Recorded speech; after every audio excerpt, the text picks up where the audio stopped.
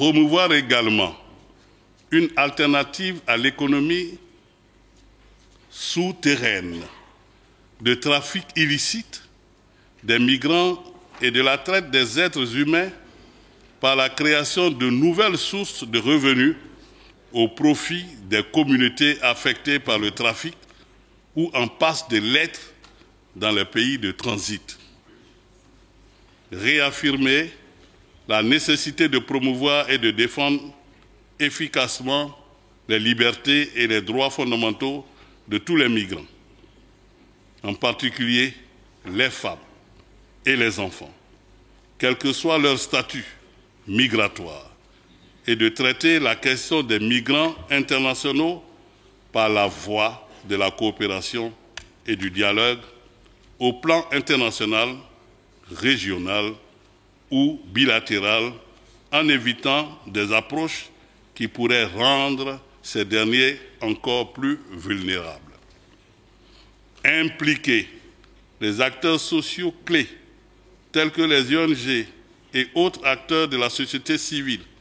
ainsi que les collectivités locales, dans l'élaboration et la mise en œuvre des politiques et programmes migratoires. Approfondir les relations avec les agences des Nations Unies,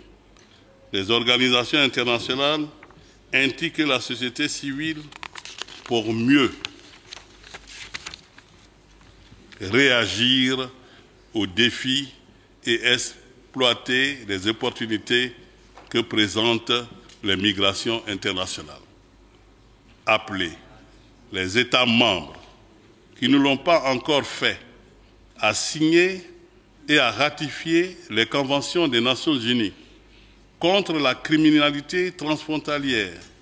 organisée et son protocole additionnel contre le trafic illicite des migrants par terre, mer et air, ainsi que le pacte mondial pour les migrations sûres, ordonnées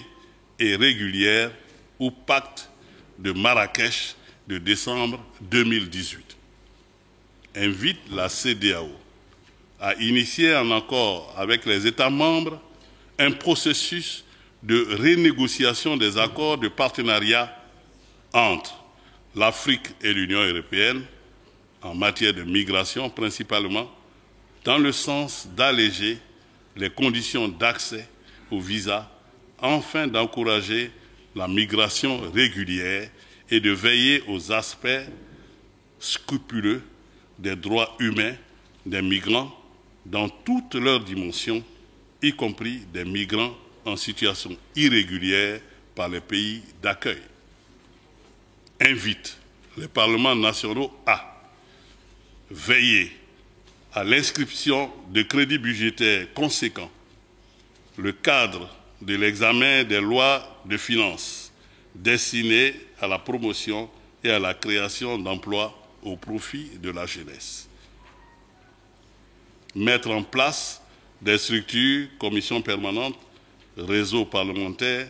en charge de ces questions migratoires. Fait à Niamey le 31 août 2019. Les participants